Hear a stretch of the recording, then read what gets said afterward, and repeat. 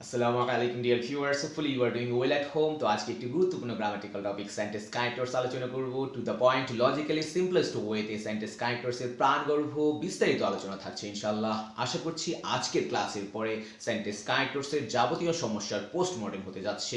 Deer ভিউয়ার্সদের প্রতি অনুরোধ রইল, ইফেক্টিভ রেজাল্ট পেতে ভিডিওটি না টেনে সম্পূর্ণ দেখুন। Let's get started and enjoy the class. তো ডিয়ার ভিউয়ার্স, আমরা প্রথমে সেন্টেন্স কানেক্টরসের ডেফিনিশন বা সংজ্ঞা জেনে নিব। সেন্টেন্স কানেক্টরস, কানেক্টর মানে সংযোগকারী। সেন্টেন্স কানেক্টরস মানে বাক্য সংযোগকারী শব্দসমূহ বা শব্দগুচ্ছসমূহ, দ্যাট মিন্স ওয়ার্ডস বা ফ্রেজেস। যে সকল ওয়ার্ড বা ফ্রেজ পূর্বের সেন্টেন্সের সাথে পরের সেন্টেন্সের সংযোগ সৃষ্টি করে তাদেরকে সেন্টেন্স কানেক্টরস বলে। তার মানে সেন্টেন্স কানেক্টরস দুটি সেন্টেন্সের মাঝে সংযোগ সৃষ্টি করে বা সম্পর্ক সৃষ্টি করে। সেন্টেন্স কানেক্টরস ফুল স্টপের পর দ্বিতীয় সেন্টেন্সের শুরুতে বসে। তার মানে সেন্টেন্স কানেক্টরস দুটি সেন্টেন্সের ক্ষেত্রে দ্বিতীয় সেন্টেন্সের শুরুতে বসে।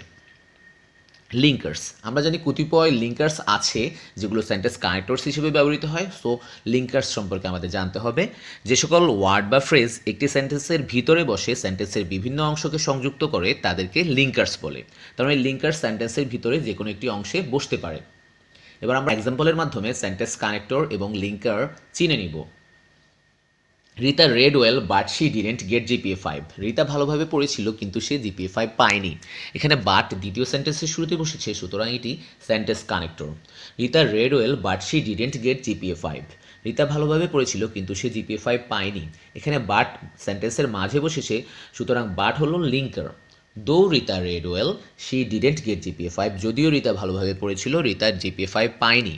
এখানে দো সেন্টেন্সের ভিতরের অংশে বসেছে, সুতরাং দো হচ্ছে লিঙ্কার। দো এখানে সাবঅর্ডিনেট ক্লজের শুরুতে বসেছে, সাবঅর্ডিনেটিং কনজাংশন। এরপর in spite of reading well Rita didn't get GPA 5। ভালোভাবে পড়া সত্ত্বেও রিতা জিপিএ 5 পায়নি। এখানে ইনস্পাইট অফ সেন্টেন্সের ভিতরের অংশে বসেছে, সুতরাং ইনস্পাইট অফ হলো লিঙ্কার, কেননা এখানে একটি সেন্টেন্স। তার মানে আমরা বুঝলাম লিঙ্কারগুলো একটি সেন্টেন্সের ভিতরেই বসে এবং সেন্টেন্স কানেক্টর দ্বিতীয় সেন্টেন্সের শুরুতে বসে। এরপর আমরা দেখে নিই পরীক্ষায় সেন্টেন্স কানেক্টরসের ক্ষেত্রে লিঙ্কার্স এরও ব্যবহার করতে হয়। এই টপিকে আমরা পরীক্ষায় যদি ভালো করতে হয় তাহলে ভোকাবুলারি বৃদ্ধির বিকল্প নেই, অর্থাৎ আমাদের শব্দ ভাণ্ডার স্ট্রং হতে হবে। এবার আমরা একটি অতি গুরুত্বপূর্ণ চার্ট দেখব সেন্টেন্স কানেক্টরসের। এখানে সেন্টেন্স কানেক্টরস সম্পর্কে তথ্য দেওয়া আছে।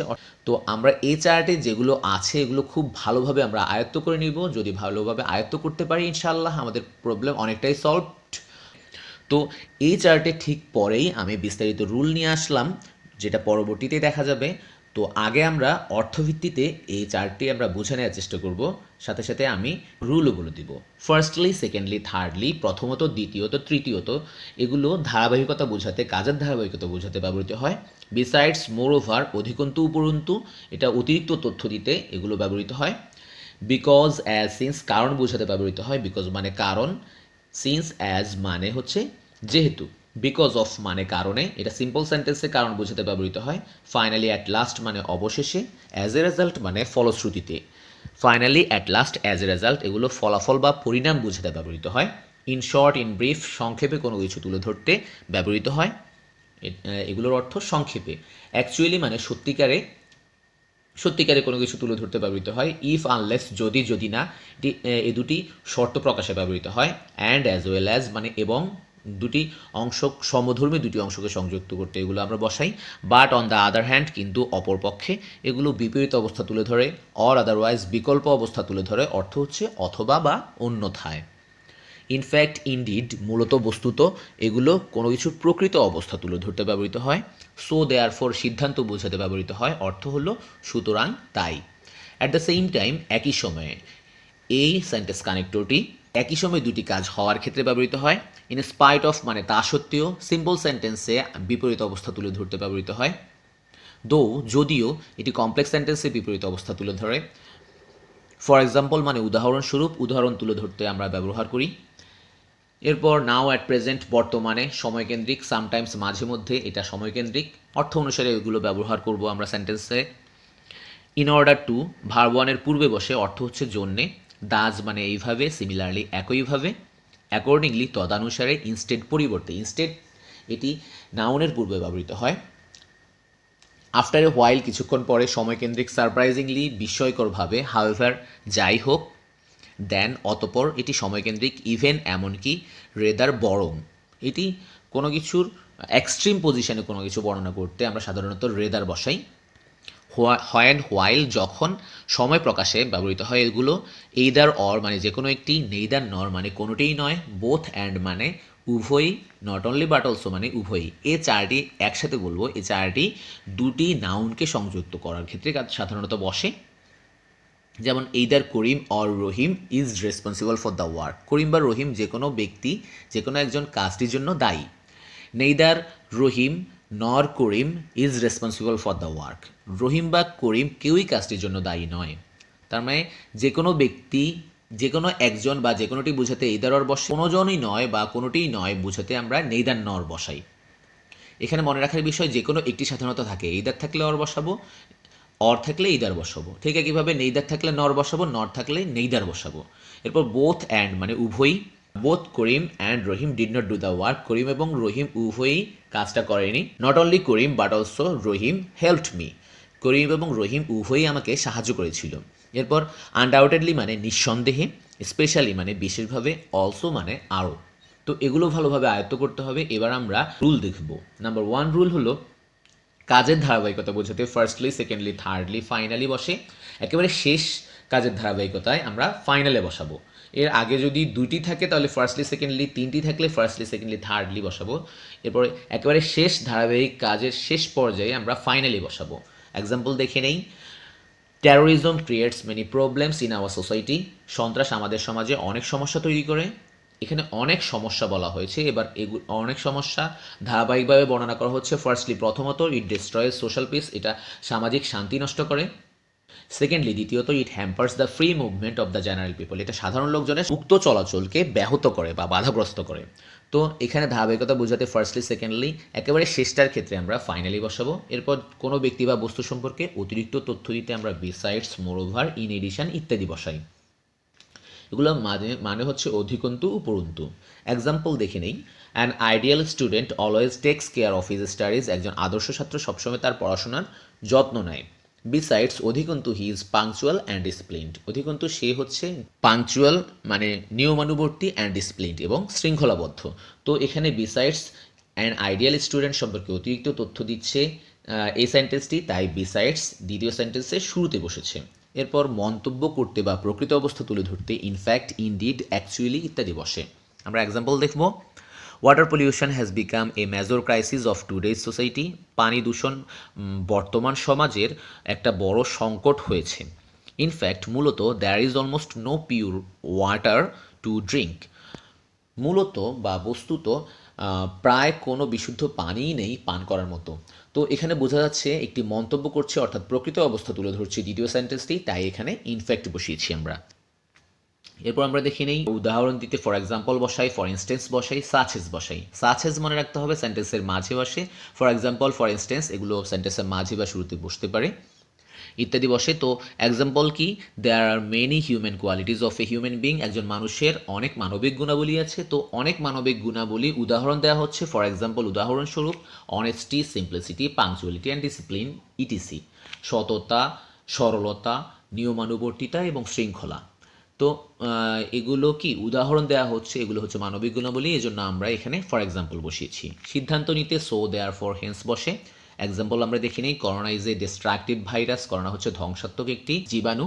ইট হ্যাজ নো রেমেডি এটার কোনো প্রতিষেধক নেই সো সুতরাং এখানে সিদ্ধান্ত বোঝাচ্ছে so we should be conscious about the rules of hygiene সুতরাং আমাদের স্বাস্থ্যবিধির নিয়মকানুন সম্পর্কে সচেতন হওয়া উচিত তো এখানে সিদ্ধান্ত বোঝাচ্ছে এজন্য আমরা সো বসিয়েছি সমধর্মী বুঝাতে আমরা and so as well as ইত্যাদি বসাই এক্সাম্পল দেখে নিন the boy is tired and so he has to take rest বালকটি ক্লান্ত এবং তাই তাকে বিশ্রাম নিতে হবে তো এখানে সমধর্মী দুটি অংশকে সংযুক্ত করতে আমরা অ্যান্ড সো বসিয়েছি এরপর এখানে মূলত অ্যান্ড সো হচ্ছে লিঙ্কার যেটি সেন্টেন্স কানেক্টর হিসেবে পরীক্ষায় আমাদের ব্যবহার করতে হয় অনেক সময় এরপর দেখো রুল নাম্বার 7 বিকল্প কিছু তুলে ধরতে অর আদারওয়াইজ বসে এক্সাম্পল ডু অর ডাই অর্থাৎ করো বা মরো বিকল্প বোঝাচ্ছে।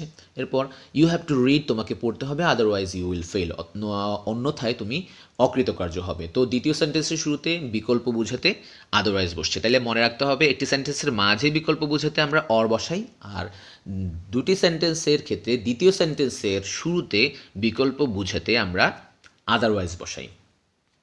তো এরপর বিপরীত কিছু তুলে ধরতে আমরা দেখি সিম্পল সেন্টেন্সে ইন স্পাইট অফ ডেসপাইট বসে, ভার্বনের সাথে আইএনজির পূর্বে বসে, অর্থাৎ ভার্বনের সাথে আইএনজি যুক্ত থাকলে এর পূর্বে আমরা ইন স্পাইট অফ ডেসপাইট বসাই সিম্পল সেন্টেন্সের ক্ষেত্রে। যেমন এক্সাম্পল দেখি, in spite of being rich mister Himu is dishonest, অর্থাৎ ধনী হওয়া সত্ত্বেও মিস্টার হিমু অসৎ।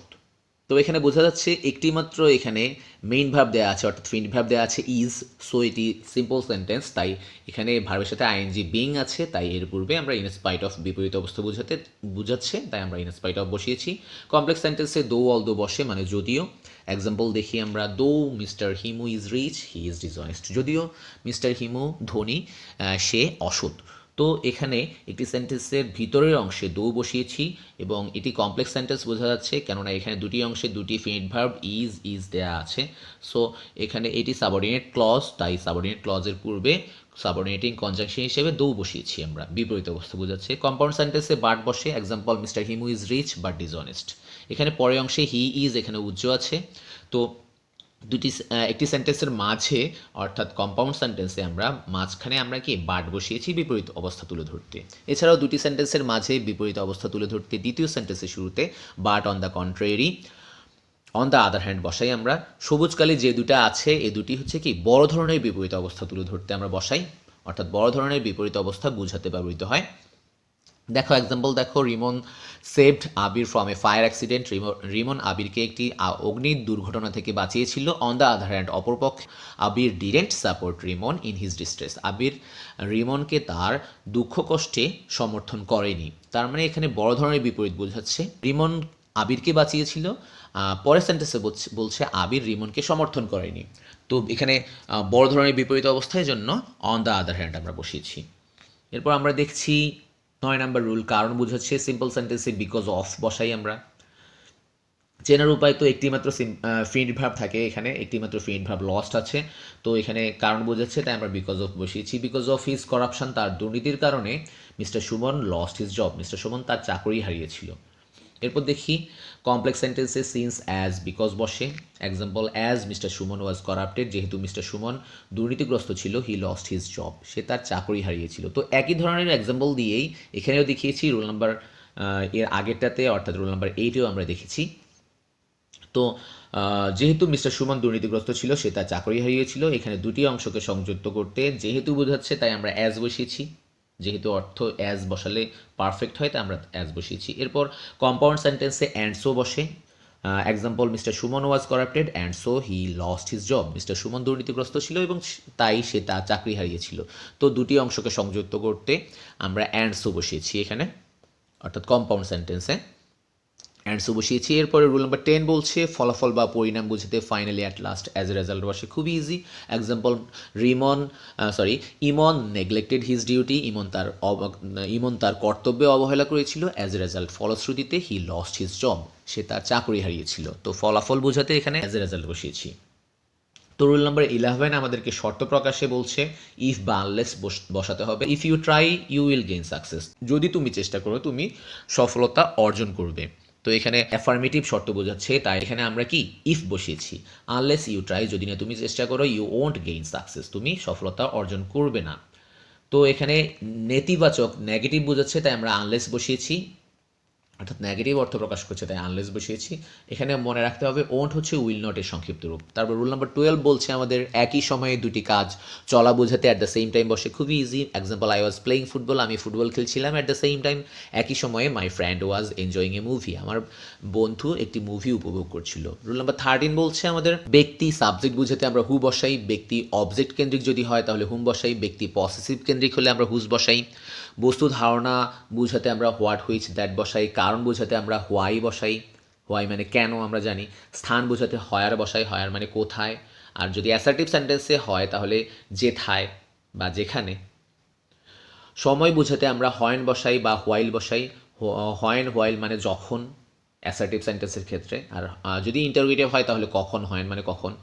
ধরন বোঝাতে আমরা হাউ বসাই, এগুলো সাধারণত নাউনের পরে বসে, অর্থাৎ এখানে যেগুলো আছে এগুলো সাধারণত নাউনের পরে বসে। এক্সাম্পল দেখি নেই আমরা। আই হ্যাভ এ ফ্রেন্ড, আমার একটি বন্ধু আছে, who is very skilled in mathematics, যে ম্যাথমেটিক্সে খুবই দক্ষ। তো এখানে হু ফ্রেন্ডের পরে বসেছে, হু হলো এখানে সেন্টেন্স কানেক্টর তথা লিঙ্কার, এটি বেসিক্যালি লিঙ্কার, এখানে সেন্টেন্স কানেক্টর হিসেবে পরীক্ষায় এভাবে আমরা ইউজ করতে হয়। এরপর ইট ইজ নোয়াখালী হয় আই ওয়াজ বর্ন, এখানে এটাই নোয়াখালী যেখানে আমি জন্মেছিলাম, এখানে নোয়াখালী নাউনের পরে হয়ার বসেছে স্থান বোঝাতে। ইট ইজ 1989, এটা 1989 হয় আই ওয়াজ বর্ন, যখন আমি জন্মেছিলাম। এখানে সময় বোঝাতে আমরা হয়েন বসিয়েছি, কেননা 1989 এটি একটি সময়। তো এইভাবে শেষ করলাম ডিয়ার ভিউয়ার্স। আপনাদের যদি ভালো লেগে থাকে প্লিজ সাবস্ক্রাইব মাই চ্যানেল পরবর্তী আপডেট পেতে। আমার এখানে নিয়মিত রাইটিং পার্ট, গ্রামার এবং স্পোকেন ইংলিশ ক্লাস দেওয়া হয়। যদি আপনাদের ভিডিওটি ভালো লেগে থাকে কমেন্ট করে জানাবেন, লাইক কমেন্ট শেয়ার করতে প্লিজ ভুলবেন না। আজকে এই পর্যন্তই, পরবর্তী ক্লাস দেখার আমন্ত্রণ জানিয়ে শেষ করছি।